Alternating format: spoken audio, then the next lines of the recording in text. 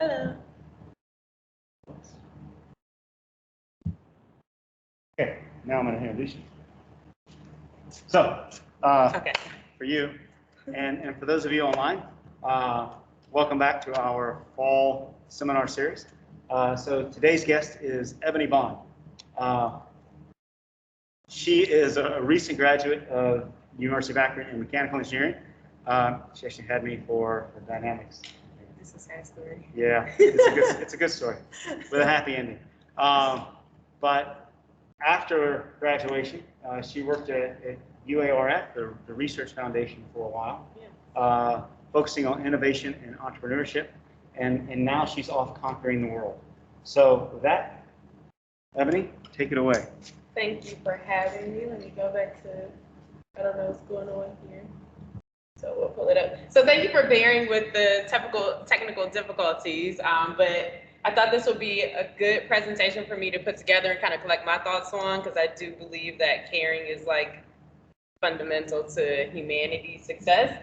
And I think that, when just caring is your competitive advantage. So for me, a little bit about me. This is me studying here at the University of Akron. When I came to school, I had no idea what I wanted to do. I had a calculus teacher in high school tell me, oh, well, you're good at math and you're good at science and you like both, you should do engineering. And I'm like, I don't know what an engineer is. I don't want to be a train conductor. And she was like, silly, that's not what engineers do. So I came to school for engineering because had science and math, which I liked, but also they had like a high earning potential. I'm like, ooh, I want to make a lot of money. But after about 2 years of studying electrical engineering, it was just like boring and tedious math to me. I couldn't see derive any meaning from the work that I was doing.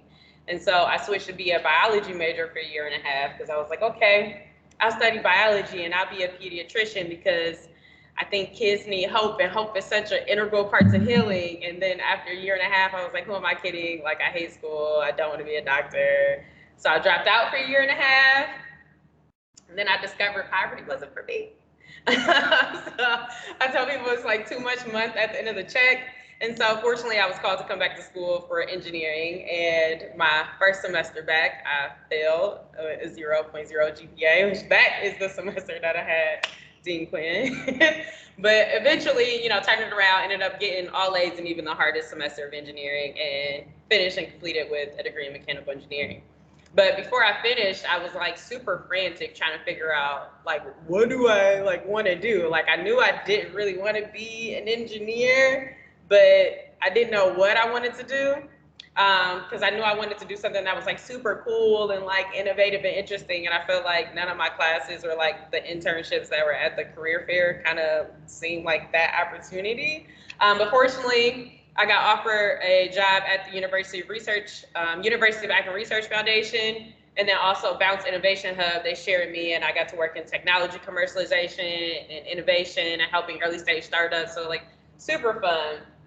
But I say all that to say, I know the struggle of having fear that when you graduate, you're not gonna have the skills that you need to succeed. That are you gonna be good at it? Are you gonna like it? Et cetera. Wanting to find meaning. So here's me, pictures of graduation, and here's me with the 30 for the Future award for the city of Akron. Somebody think I'm be good for the future, the city of Akron. So just this past February, I actually resigned from my job because I figured I've always done what the next step is that I should do. So I'm in a process of unboxing myself to figure out what that next thing is. So, but what I want from you all for this, at the end of this presentation, hopefully you can shift your mindset about engaging the workforce and then also realize that you're the opportunity. I like this meme because I feel like I was saying, always doing the thing that you should do. And I like to provide a space where people feel like they could just be themselves. I think that's very important. So I wanted to share a perspective that I wish that I had upon graduating. And I think that it's that intellect, knowledge, skills, they can only get you so far, but caring is the core skill for professional success.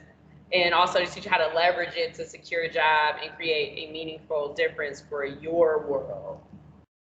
So I'll be talking about how to live an inspired life. So as I said, there's a fear that, you might not choose the correct career path or that the right career path might not choose you. And so my first question I don't think I can hear people, but maybe you can see them on your screen, maybe. And I'm curious to how many people feel like they know what their purpose is. So I'll tell you what, if you're online, she's going to ask you some questions. So raise your hand. At this point, I'm sure you all know how to use the emojis. Raise your hand if you want to ask your question again. Yes. So how many of you feel like you know what your purpose is? You can engage too, or are you saying you don't know? I do not know. So we have 3 guests online, and none of them know what their purpose is. Well, you're not alone. So come on, slide. So there's a study, and it says like 70% of people have no idea what their purpose is. So you're not alone in trying to figure out like, what am I gonna do with what am I gonna do in my life? But I would encourage you not to drive yourself crazy worrying about that, because it's kind of this, elusive concept. I have like an example of this because like sometimes you really don't know what it is, even though it's already in you. So there was a student at this esports, I don't know, you guys know more about that than me. It was like an esports, I don't know, little event that I went to. And I'm asking him, okay, he's in high school. What do you want to go to school for? Like when you graduate? And he was like, oh, I don't know. I don't want to go to school. I don't think I even know what I want to go for. And I'm like, all right, well, what do you like? What are you good at? And he was like, well, I don't really have an interest in anything in any of my classes, and I don't really have any skills, so I'm just going to go into the military. And so I'm asking him more and more questions to try to uncover what it is that's like already inside of him that he's not seeing. And he ends up telling me that he started this organization, his high school, I guess campus you want to call them. I can't even remember the terms for high school anymore when you call them there, but student organization. And he started it, and he recruited this team to help him. And I'm like, almost like I get really emotional. I'm about to cry because I'm just like, oh my God, you do have skills. You have the skill of a CEO and nobody's telling you, So like, I feel like a lot of the times that are things that are just so natural and valuable, natural to us, are valuable skills that we can't even see in ourselves. So I would encourage people to like not really focus on, what is my purpose, but thinking more along the lines of what can I do to help serve humanity and what can I do to help serve Mother Earth. So here's another, interesting fact. So according to the National Center for Education, 80% of students change their major at least once, and on average change their major 3 times.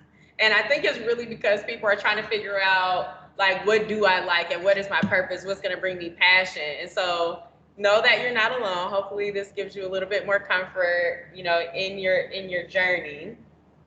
And then you also might have this fear, like I said before, that you're not going to be equipped, when you graduate, or that you don't know enough to do well. And according to the Washington Post, skill sets of students more than their majors matter the most in hiring.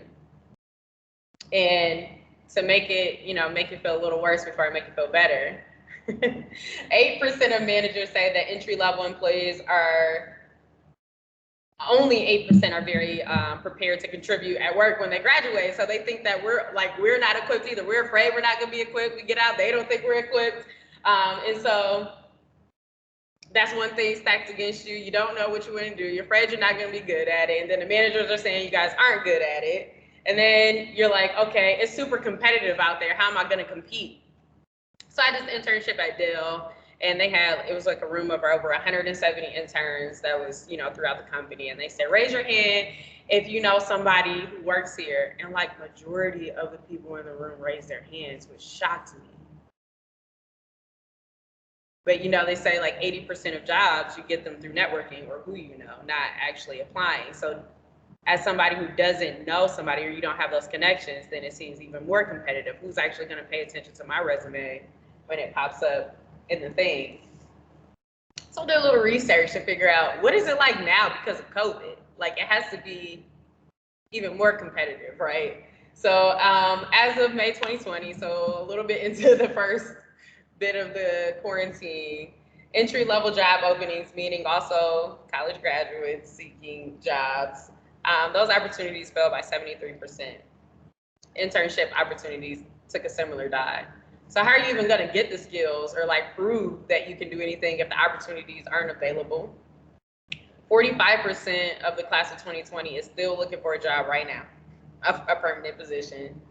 And then according to Forbes, 2021 graduates will have to compete with not only the 2020 peers, but also young professionals like me who got laid off from their job because the young professionals are the ones who lost their jobs during the quarantine. So it's like super competitive. So I'm gonna say, reiterate my point that I think even though it's super competitive out there, I think actually caring is your competitive advantage, and I'll explain why. But first I have a question. So when do you think fear? So you have this fear that you're not going to do well, you feel you're not going to be adequate, fear you're not going to like your job. But when do you think that fear might actually be a good thing? Well, it could motivate you to widen your skill set. Okay. Get more tools in your toolbox. Okay. So be more prepared. Okay. I think, what I was thinking about when it could be good. When you are afraid, you might prepare a little bit more than just going in and winging something. So when you do what you love and love what you do, I think that brings more success. So according to the Harvard Business Review, patent holding inventors report being inspired more frequently, and then the ones that are inspired more frequently actually hold the highest number or higher number of patents than those who aren't. So they actually like caring about what they do. They're inspired. They're curious about it. They want to dig a little further. So this is one point where I say actually caring about what you do is going to bring more success. And then when you are inspired, you have a tendency to actually make more progress towards your goals. So this lady whose last name I can't pronounce, but we're going to call her Professor Marina and her colleagues. They did a study on college students where they had them write down 3 goals, and then they checked in on them 3 times throughout the semester. And they found that I have a question here, but I'm just going to answer it. They found that the students who were more inspired and who had goals that inspired them were the ones who actually made more progress towards their goals. So going back to my point, caring about what you do actually breeds more success. So what are the consequences of being inspired? You have a stronger drive to actually master your work, but you feel less competitive. So even though you're probably going to be more competitive, you don't have that anxiety of having to feel like you have these external people or expectations that you have to compete with. You might get more involved in your work, be more absorbed in it, have more creativity because you're more open. You have a higher perceived confidence. So when you actually, like what you do and then you do good things, then you get more validated, and then you also have more confidence, so you have higher self-esteem. And then, so you're worried about getting a job, and then only 8% of people are actually confident according to managers when you come out of school. But does that really matter that much? I don't know, because according to this infrastructure study, 85% of managers are hiring based on attitude and work ethic. So if you seem inspired by what it is that, whoever is on the other side of the table is offering you, or you're curious about it and you want to dig deeper, that's actually what's going to get you in the door. So that's why like caring about what you do is your competitive advantage, but also think caring about other people is another competitive advantage.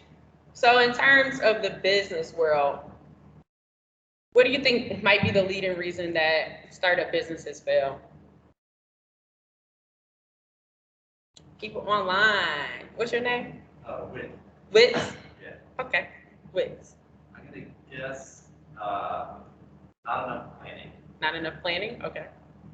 Anybody online have any idea about the leading reason that startup businesses fail? Feel free to unmute yourself and just say it, Just spell it whatever out. you want.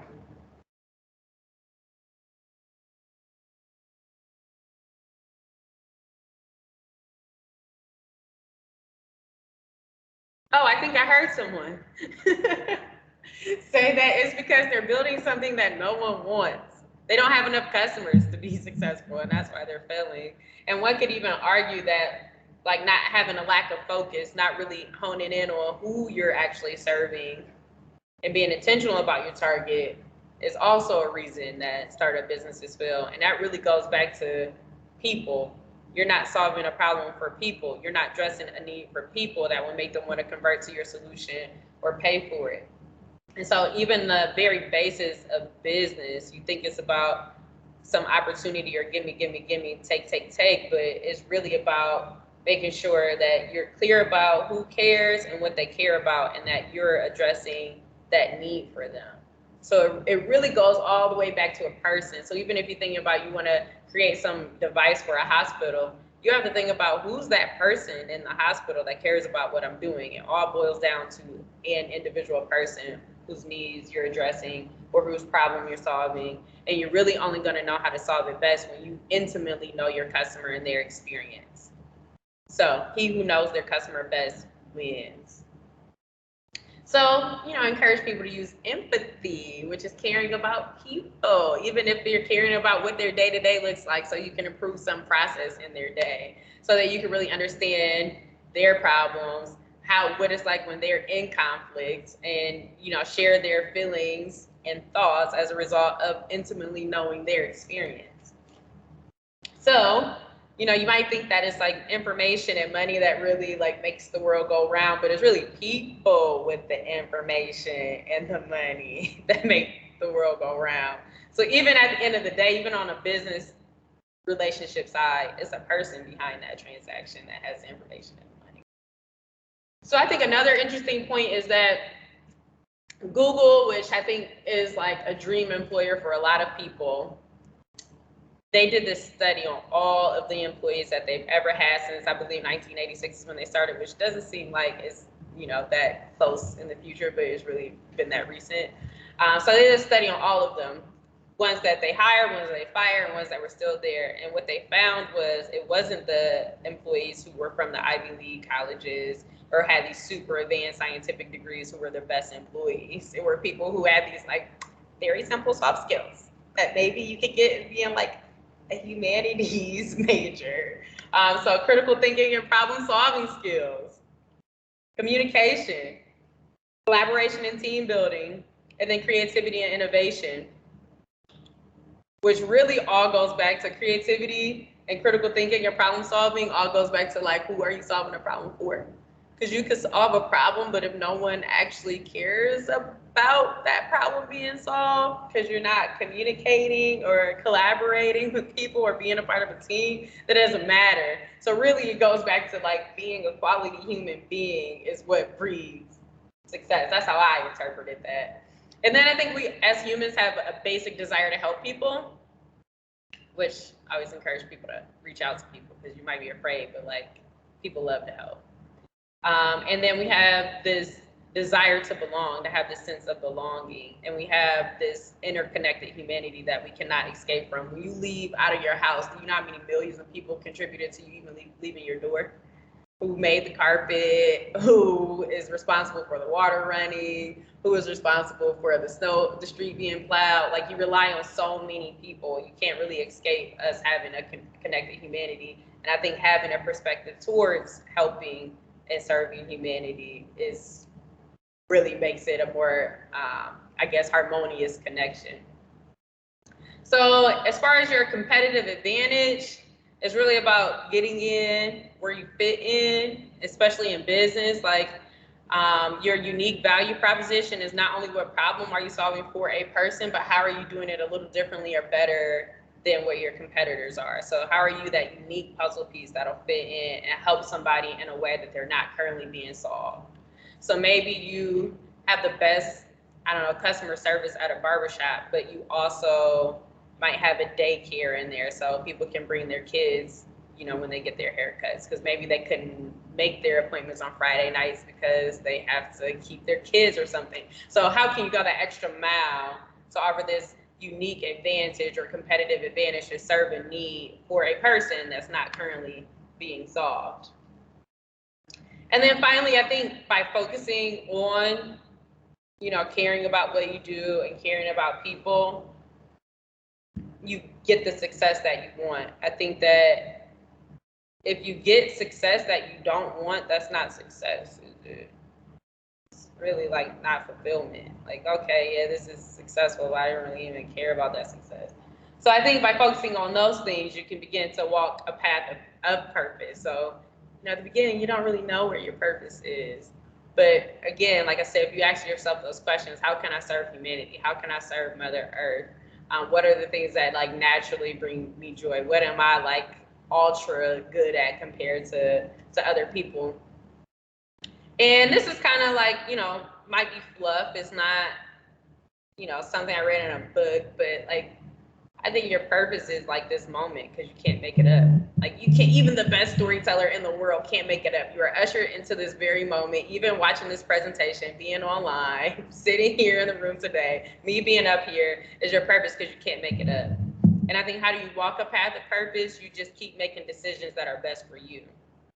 I think that's it. Like people think your purpose is this big external thing or like this grand thing you're supposed to do with your life or this impact that you're supposed to make. And I'm just like, what if it's just literally making the next best decision for you? Like make your next move your best move. And I think that's a path of purpose. And doesn't it like make it a little bit more easier? Like, you know what?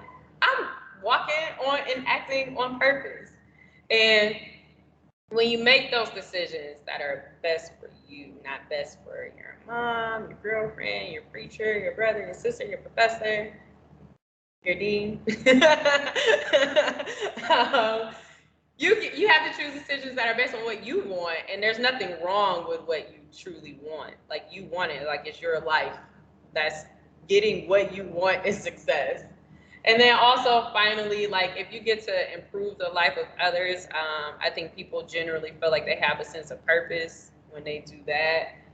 So you might think about like, what am I supremely qualified to do and for who? Going back to caring about others.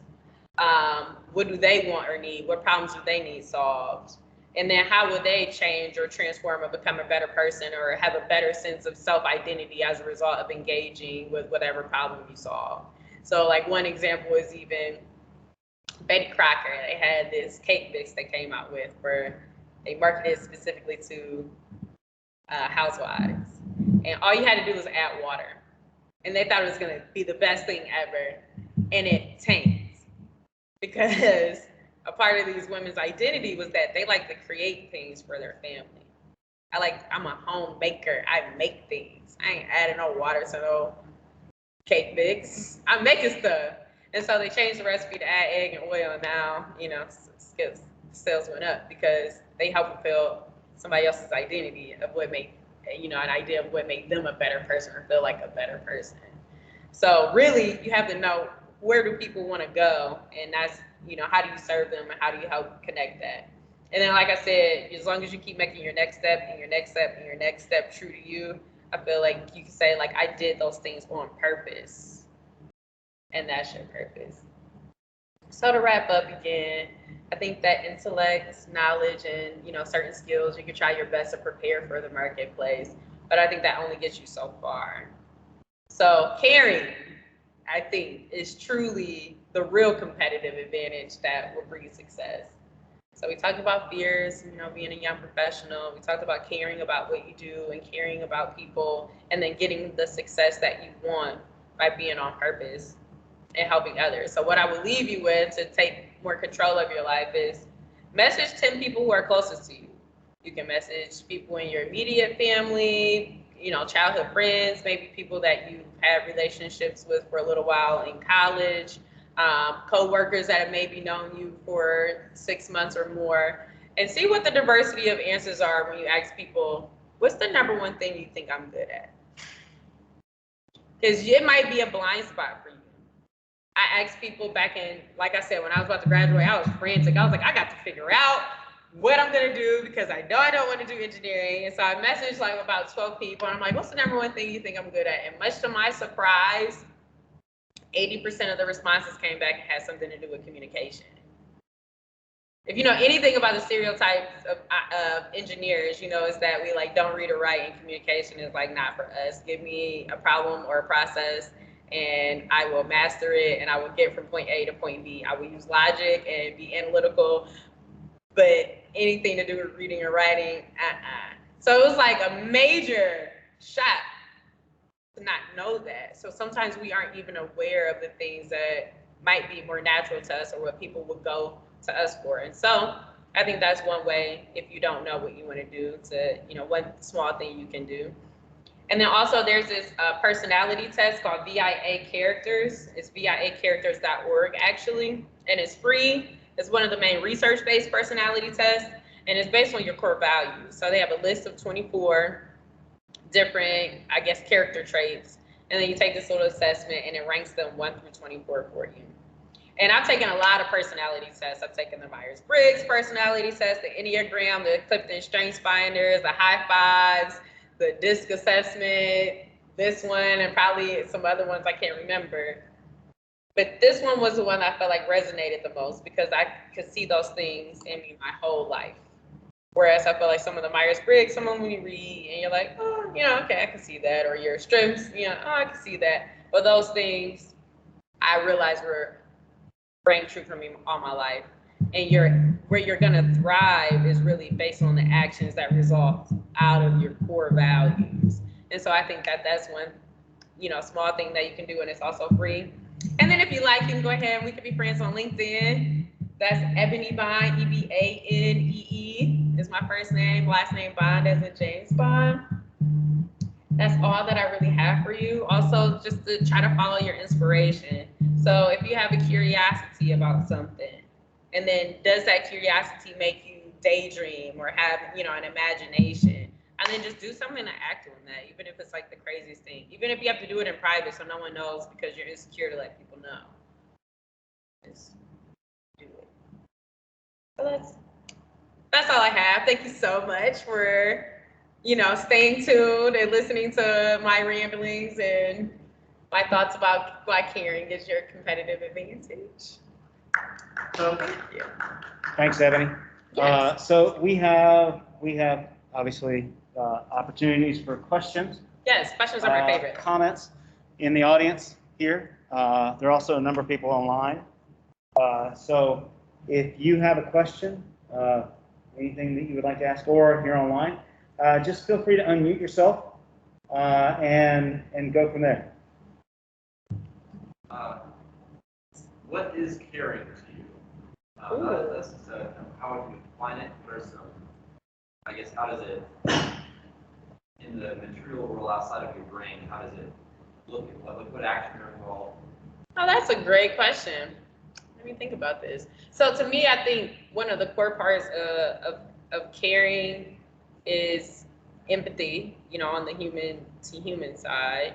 And then as far as like, how can you realize it or, see an example of caring, I think it's acting on that empathy to improve the outcomes for someone else or some situation or circumstance.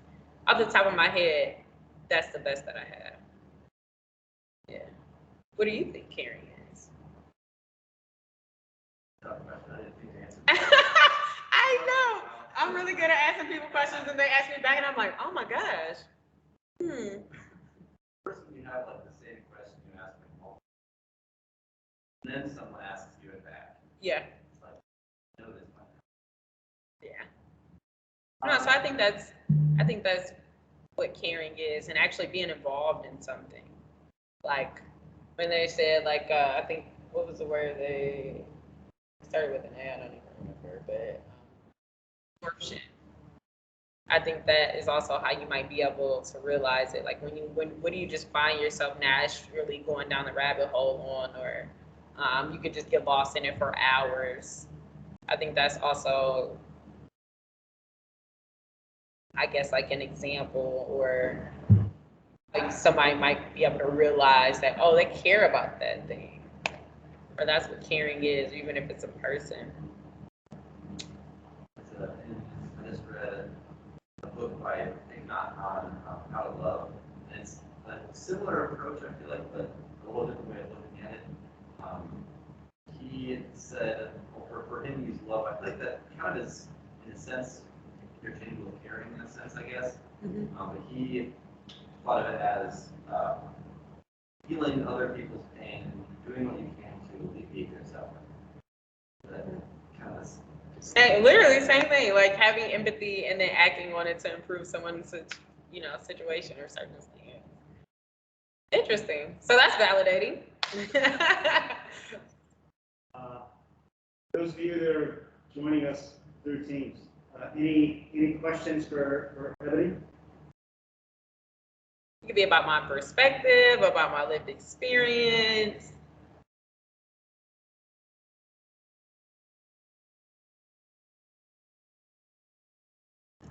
Yay. Lit. So it sounds like from a lot of this stuff, it sounds like it's a very conscious kind of religion choice to live your life with these principles, which makes me think, at what point did you decide to live life like this? I know it's probably gradual. But how has your life changed since you lived with these kind of principles? So that's an interesting question because when I look back, I've kind of always kind of lived by them, but I think now that I have less things that I should do, or a path that's like laid out in front of me, that there's more pressure. I don't know if that makes sense. So I feel like even when I was in school, I feel like even me dropping out of school was like, what? I remember my mom like being like, what? And I'm being like, I don't know like what's gonna make me happy, and I don't just want to like do this just for whatever. And then I realized poverty definitely didn't make me happy, so I came back. But like, and by poverty I mean like working some customer service jobs, some like, job you don't need a degree, to go do. So I feel like that's, number one. Number two, of like a big thing that sticks out in my head was even getting the internship at Dell. So here I had an advisor tell me I had like a 2.7 GPA at the time. And I'm like, I'm just very like, I like the idea of like winning. So like if I'm gonna like go for something, like I'm gonna go for whatever is supposed to be like the best, which is also sometimes an error in thinking because that's like an external motivator. But at the time I'm like, okay, I'm gonna go get a job at Goodyear, and like somebody told me, don't waste my time because I don't have a 3.0 and they're not gonna talk to me. And so I think that really I didn't even go to the career fair because in my mind, like if I can't, like you're telling me to go and like settle, I don't even feel right to me. And so there was another career fair through the National Society of Black Engineers where you walk in, it's like the size of a football field, Fortune 500 companies, everything. And I remember going in and telling myself, all you need is 5 seconds of courage. My mind's telling me that. All you need is 5 seconds of courage. And I walked in, talked to them, had a 2.7 GPA, and they still required a 3.0 at Dell. I ain't have to put that on my resume. I didn't lie about it on my resume. And ended up getting the internship because of it. Had I had listened to, that, so that was like me kind of making a decision for myself. Upon graduating, I was in the Excel Center over in Beers, and there was this professor, I never had him, never seen him before. He like waltzed in, he's, conversing with me and one of my friends that were in there studying, and he's asking me what I want to do when I graduate, because this was February, I'm graduating in May. I'm like, I think I want to go into technology commercialization. And he's like, why would anybody ever trust you as a consultant to consult them on business and you don't have any business experience, you didn't go to school for business? And he's asking me about student loans. I'm like, yeah, I have lots of those. And he's like, you need to quit thinking like a princess and get your head out of the clouds and think like a man and an engineer. You got a degree in engineering, you need to be practical, and you need to go get a degree in engineering because obviously you need to make the money if you got all the student loans because mommy and daddy can't help you, and do that for a couple of years and then, maybe think about that. And I'm like, man, he is so right. I gotta think practical. Yeah, he's right. Who's gonna, and then like 3 days later, I thought about it like, no, I actually like my head in the clouds. Like, oh, well, if it seems far-fetched, like if I want that, you can't change the fact that that's what I want. And lo and behold, I got offered a job when I graduated in technology commercialization. So thank God I didn't, listen to him resigning from my job, like that's crazy. Who resigns from their job in COVID with no job lined up, no unlimited funds, no princess lifestyle from mommy and daddy? Like, but if that makes most sense to me, like I just always, make those, kind of decisions. So it's always been a little bit here and there. I'm just trying to be more intentional about it. I guess those are like big decisions that seem contrary to how other people are. I don't know if that answers your question. I got a comment. You have an unusual belief in your own self. Yeah. Which I think is awesome. And I wish more people had that. How does that belief in your own self fit in with, right? So we have by caring about others as your competitive advantage. Mm-hmm. Right? So how much of your belief in your own self is your competitive advantage? Oh, and is that different than caring about yourself? Because caring about yourself seems in some sense selfish. And so can you distinguish between a selfish versus an unselfish belief in yourself? Woo! I'm a processor. So I'm like, I don't know if I all the way have the answer on this, but I have to think about it. So I think, having a belief in yourself also goes back to like you being the opportunity. So I was like also in school in the Excel Center, they had this guy from Earthquaker Devices come in, and at the time I think they had like the number 5, top 5 guitar metal manufacturing company in the world. And it's just this company in Akron. He wasn't an engineer.